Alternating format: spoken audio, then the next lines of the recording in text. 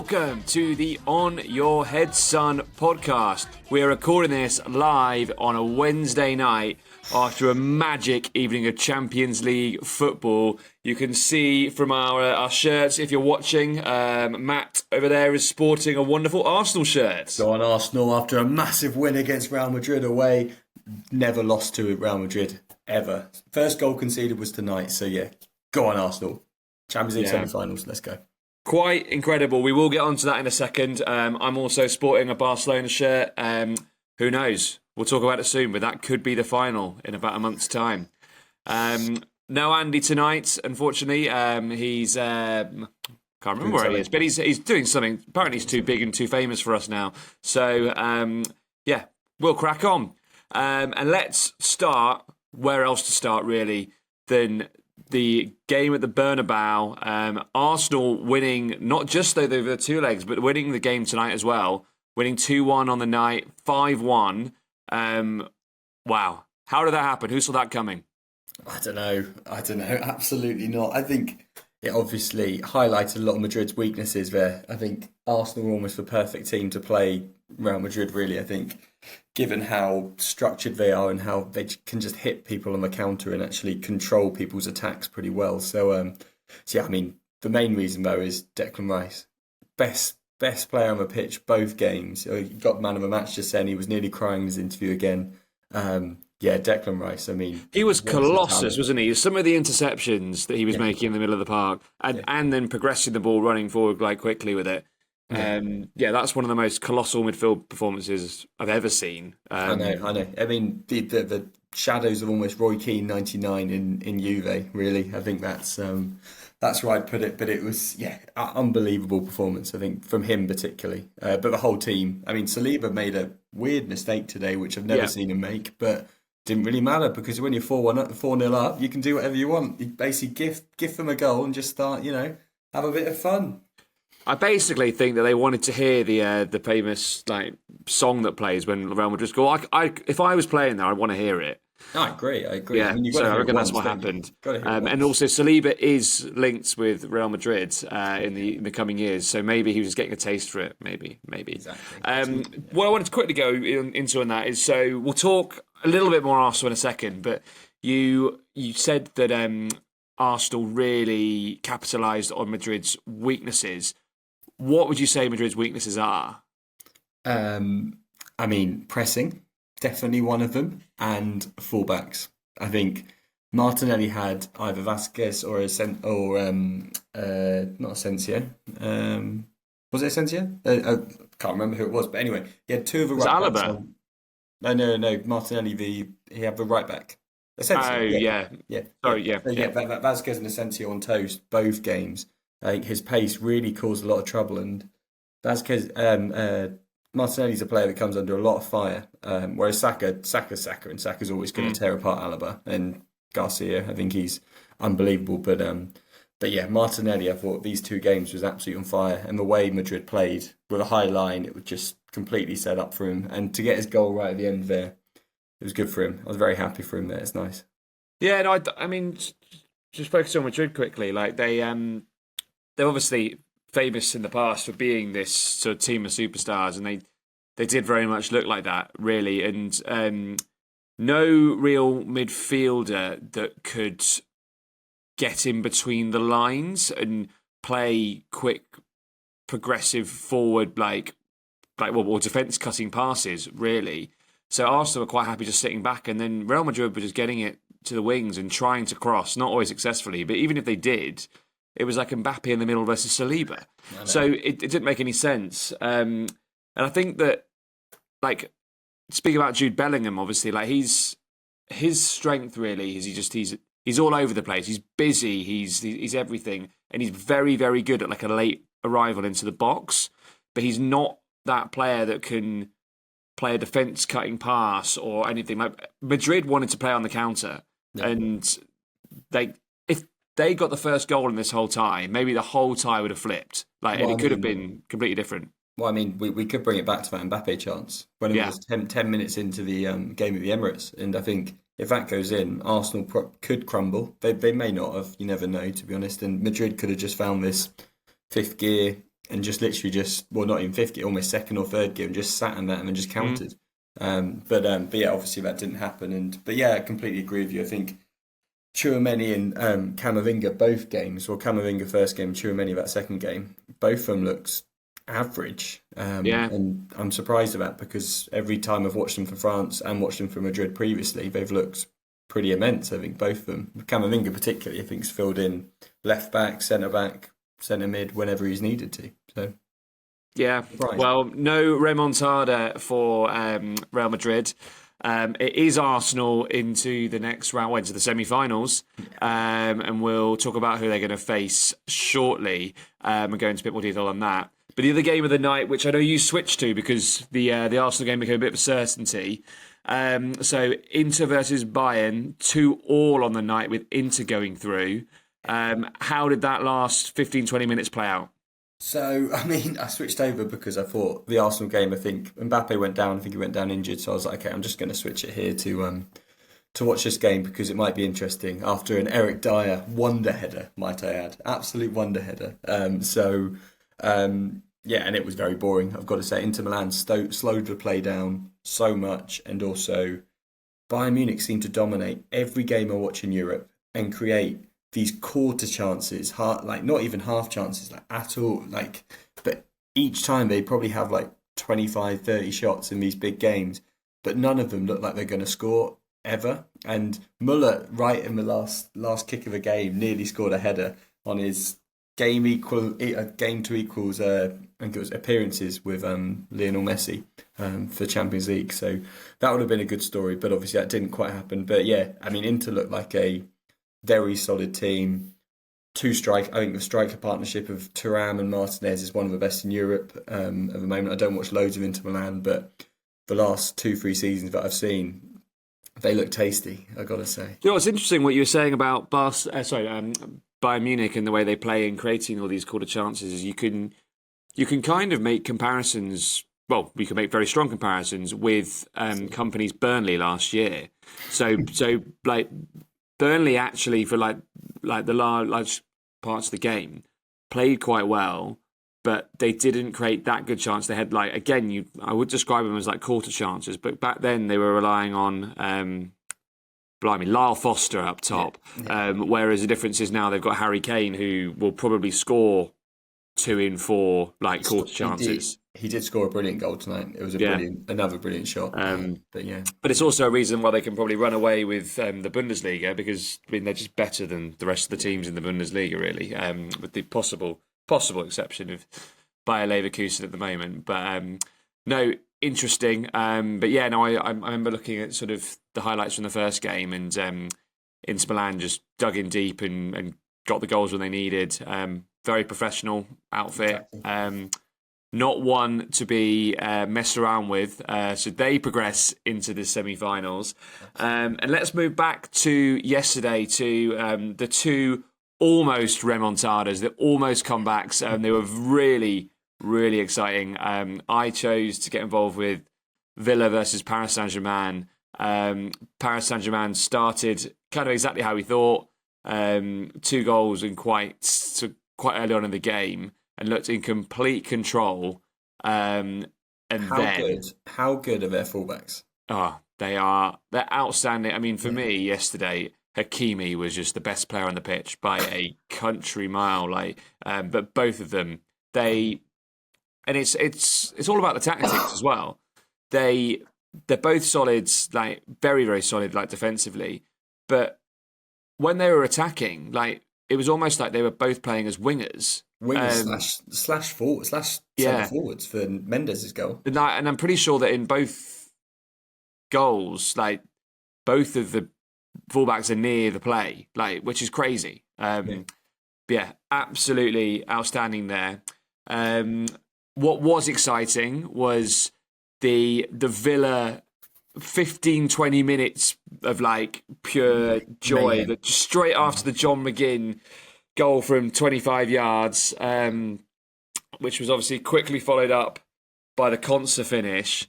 And then for the next 5-10 minutes, there was real hope and there was real momentum, and PSG looked to crumble a little bit, but they did end up holding on. So So what went wrong? Like, why didn't Aston Villa get over the line? Well, one reason is key misses by key players who have been scoring. So, I mean, Rashford, I think, missed a couple in the first half, which weren't necessarily big chances, but the massive two, was Marco Asensio, 1-on-1. You'd back him, particularly on his form, 4 out of 5 times at least. And the other one, Konza, just an absolute air header. And it was, I'm not sure if you saw his interview after the game, and they tried to bring it up to him twice, and he's like, I just don't want to talk about it. And it was quite horrible to see, really, because obviously they're obviously struggling for Champions League to get in next year, as we'll get onto later. But yeah, he looked absolutely defeated. So I've got a feel for them.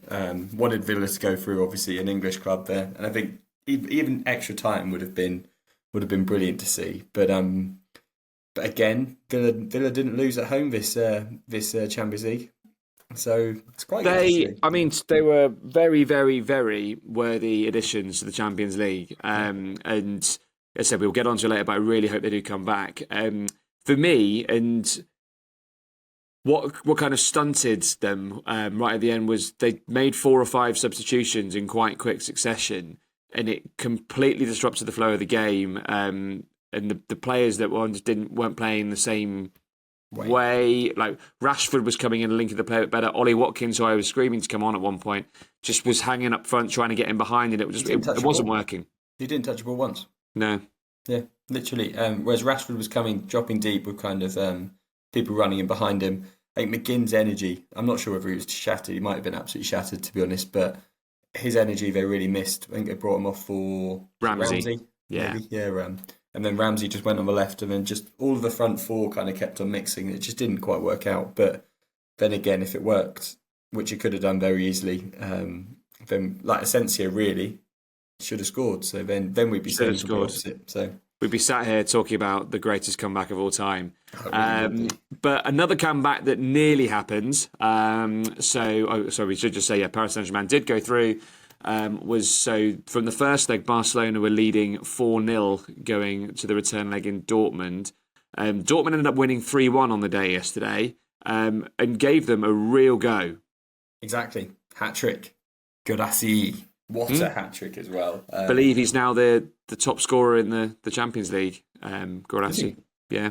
Fair enough. He's doing bits. And I mean, Dortmund have been shit this year, so yeah. I think they looked really good last night. Obviously, I think we've obviously got to treat PSG and also Barca, I think, a little bit lightly in these. They were to go in with a very comfortable lead, and both of them looked like they put their foot off the gas, definitely. Particularly PSG in the second half and Barca in the first half of this game.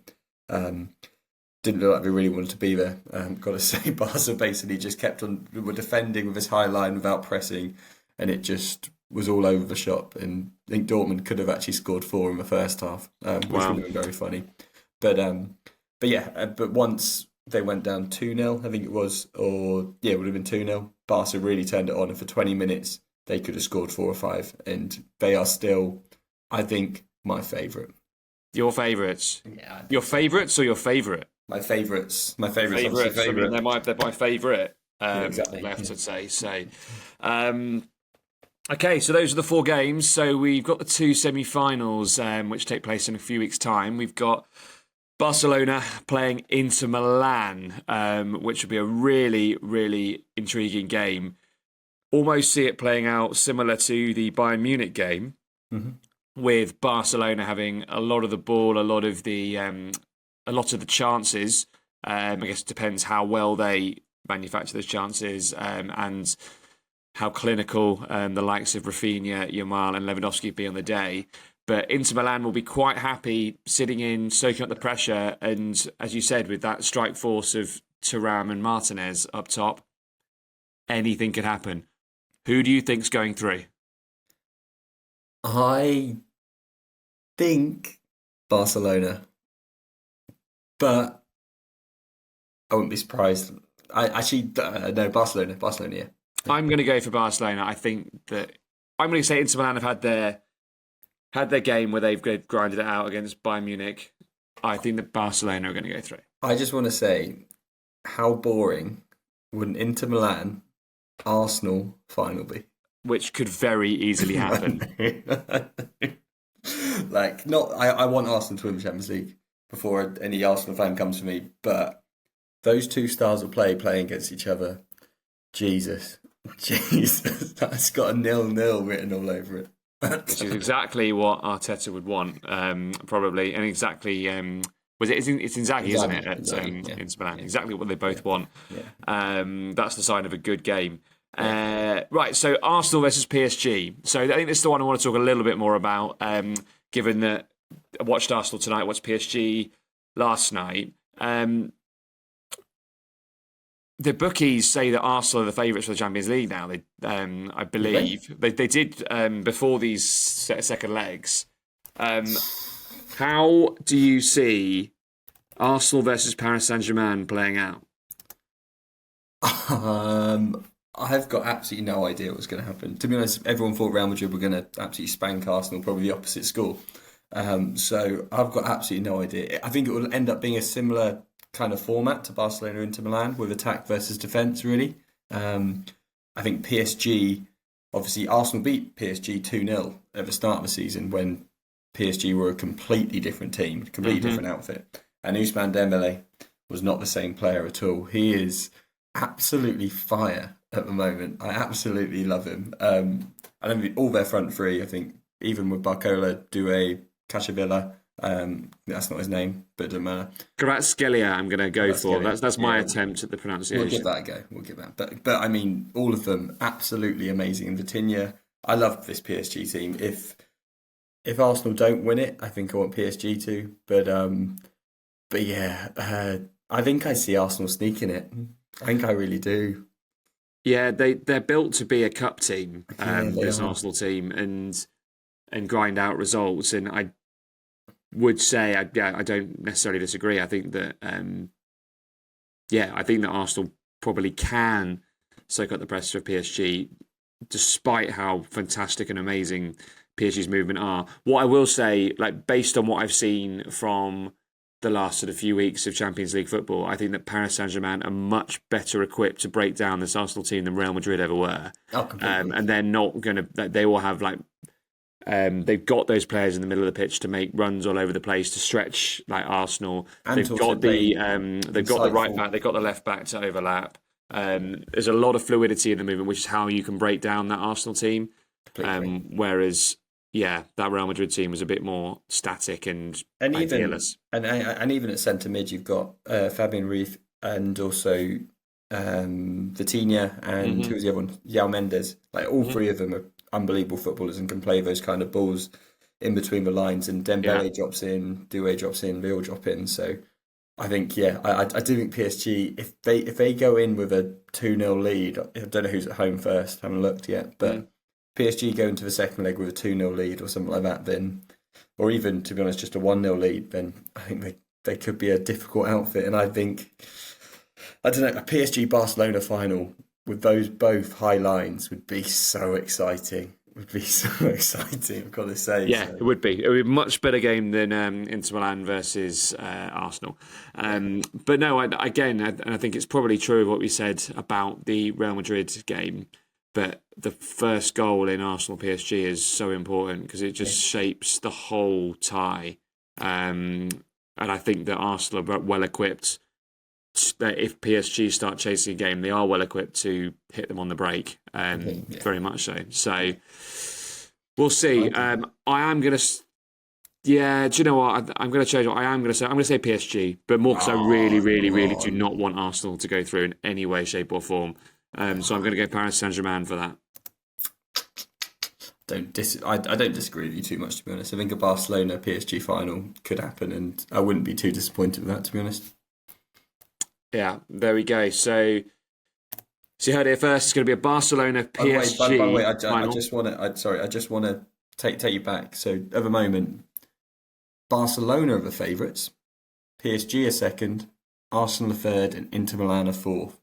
So there you go. So maybe I think this was before the second leg kicked off. Potentially, yeah. Which I guess just because Arsenal was so sure to go through, but Interesting. I don't understand why that would have changed that much because Arsenal look superb tonight. No, I agree. I thought Arsenal would be first or second, to be honest. So, yeah, surprised. But yeah, sorry, carry on. It's all good. So yeah, we're saying a Barcelona PSG final, and yeah, no, let's wait. Let's wait to say no. Let's not wait. I've changed my mind again. Who's going to win the Champions League? That's what I want to know. I don't care about the semi-final wins. Arsenal. Arsenal are going to win the whole thing. I think they will. I'm saying Barcelona. Okay. I've got to say Barcelona. Repping. That would be good. Come on, Rafinha. Ballon d'Or winning. No, Dembele. Actually, I want PSG to win and Dembele to win the Ballon d'Or. That's what I want, actually. Yeah. Very good. Well, moving on from this season Champions League to already, we're getting ahead of ourselves. We're going to move on to next year's Champions League because another game that happened tonight was in the Premier League, and that was Newcastle versus Palace. I had high hopes for a Palace win here. My fantasy football team is full of Palace players. But Newcastle came up trumps 5-0, which I don't think many people would have predicted. An absolute screamer from Jacob Murphy from almost the sideline. You've got to watch it. It's so good. Really, really, really good goal. Catch out Dean Henderson at his near post. But with that, all of a sudden, and this was all decided almost by everyone, that Nottingham Forest were going to finish clear third, like by a clear distance. No. They've now dropped into fourth, and no games in hand or anything. Newcastle are now in third place. They are 5 points ahead of sixth. Bear in mind again this year that will be a top five that will be getting the Champions League spots next year. 4 points behind Arsenal. They're just 4 points behind Arsenal as well. We're going to assume, based on this, that Arsenal are secure. So we're going to focus on the group that are third to seventh and sort of talk through them in more detail. So, quick summary, we've got Newcastle in third on 59, Nottingham Forest in fourth on 57, City in fifth on 55, and then Chelsea and Aston Villa in sixth and seventh on 54. So let's start on Newcastle. So 2 massive wins this game week. So 4-1 versus United and 5-0 versus Palace. Where has this come from, Matt? I've got absolutely no idea. I thought they were dead and gone. I think it was kind of mid-Jan time, maybe end of Jan. Yeah. They were on a dreadful run, kind of 2 or 3 games. I think they then won the Carabao Cup semi-final around Feb time, and then that would have been Jan time, and then kind of that then just spurred them on straight away after that. But I mean, before going into that game, they were playing awful. So yeah, super surprising and great to see. You got to say, obviously we love the team, and they are on this. I think they've won. Was it four of the last five? 4 of the last 5? Yeah. So.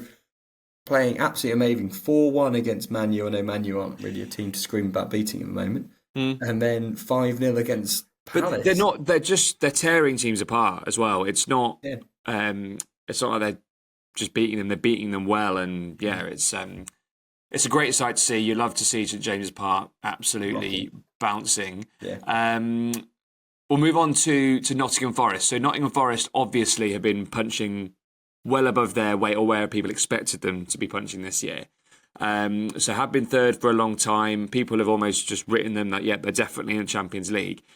They're coming unstuck a little bit now, and it's all like tightening up. So they're only 3 points ahead of Chelsea and Villa in sixth and seventh. How do you see Nottingham Forest at the moment?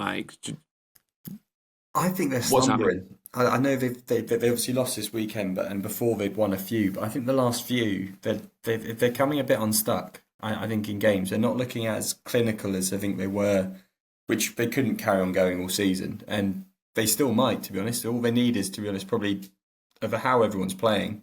We'll get on to a couple of the teams later, but all they really need is probably 2, maybe 3 wins out of this last 6 games. Yeah, to probably get into that 5th bit, and they've got quite easy fixtures. I don't think it's massively tough ones. I know they've got, I think, Villa still to play, but I think bar that, I think they played all their challenges. But I think they struggle against those smaller teams a little bit more. So I don't know whether It's that's it's a funny like so yeah you mentioned obviously that they're coming a little bit unstuck in games. I mean, we mentioned last week actually that they're punching well above their expected points, given that meaning that they've just been ridiculously over clinical based on what the data suggests. So data doesn't often lie. And like the only real like true outliers of data are the absolutely exceptional players, and you would expect that over the course of a season, or certainly going to next season, that this data will like even itself out a little bit. So it might just be a slump on that. I think a big miss that they've had has been Wood, who was out for the 2 or 3 games. He's just come back in, but not quite the same because he's just been ridiculously. He's been their main reason. Yeah, no, not their main reason, but one of them. Just one chance, one goal. They're very, very solid at the back. They're still never going to concede loads of goals. But what they've done well is have 1 or 2 chances, and they've scored 1 or 2 chances every single game, and that's been largely down to Chris Wood. Also, compliments over to Elanga and Hudson-Odoi as well. Gibbs White, yeah, Elliot Anderson and Murillo, and they've been superb. And Aina and Nico Williams. And let's be honest, we do all want to see them in the Champions League, so hope they hold on. Let's go on to Man City. So classic, they're just boring their way into the Champions League next year. They did win 5-2 against Palace at the weekend. Palace? That was quite 10. interesting. Palace conceded 10 in the last 2 games, James. Yeah, you favoured Palace, but yeah, they're just going to they ball their way into it. Yeah. I don't think we need to go into that in more detail. Chelsea in 6th. Question: how are they there? Well, they were in a title race until Boxing Day. Yeah, and since then, they've won 3 of their last 5. I can see here. Who against? They drew to Ipswich. That's worse than Saints. That is.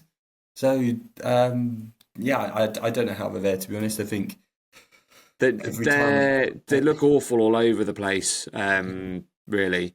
So I mean, without Cole Palmer firing and also Jackson as well. Jackson was firing at the beginning of the season.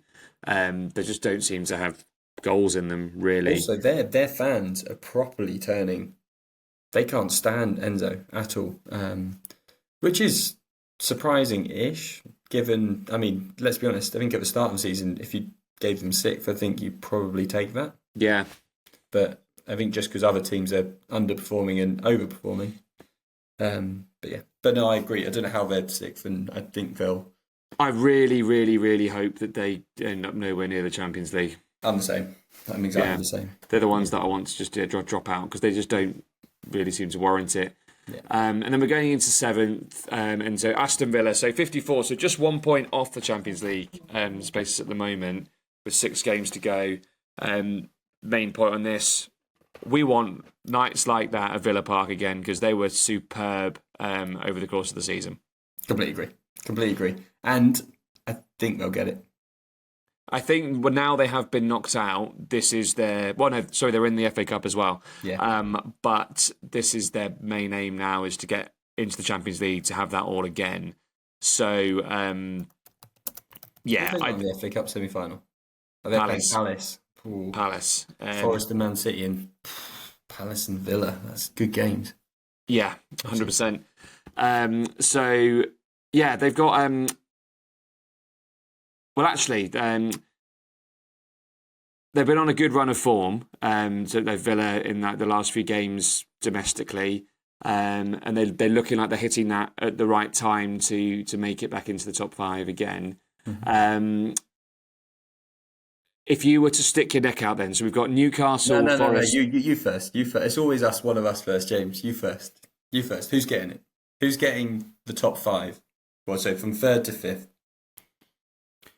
Yeah, it has to be Newcastle in 3rd, not just because of where they sat, but they're the team of form. They're so exciting at the moment. Mm-hmm. I'm going to go Newcastle. I'm going to say Villa in 4th.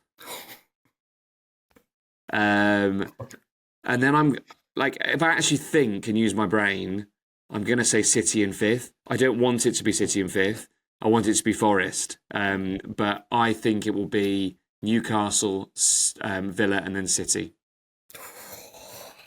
Who are you going for? So, I want Villa. I really do want Villa. But I'm gonna switch for Villa for Forest, unfortunately. I think Villa will just miss out and they'll finish sixth. Mainly because their goal difference is 3. It's +3 after 32 games. That's pretty atrocious, isn't it? But I don't remember them having massive losses, but they obviously did at the start of the season, maybe. But yeah, so I'm going Newcastle, City, and Forest to sneak in fifth. But I do want Villa instead of City there. That'd be great. Yeah, we want City and Chelsea out of it. We want Forest, we want Newcastle, and we want Aston Villa in the Champions League next season. That will be very exciting. Right, just before we get on to next weekend's games, just going to have a very quick break. We'll be back in a second. All right, straight back in there, and let's talk through the games of the weekend. So we'll just shout out our two. We won't read out and bore you with the full schedule. But following on from our Champions League chat right there, my game of the weekend, 100% is Villa versus Newcastle.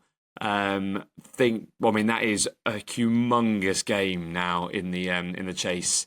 Particularly for Villa over Newcastle, I would say. So Newcastle probably have a bit of a...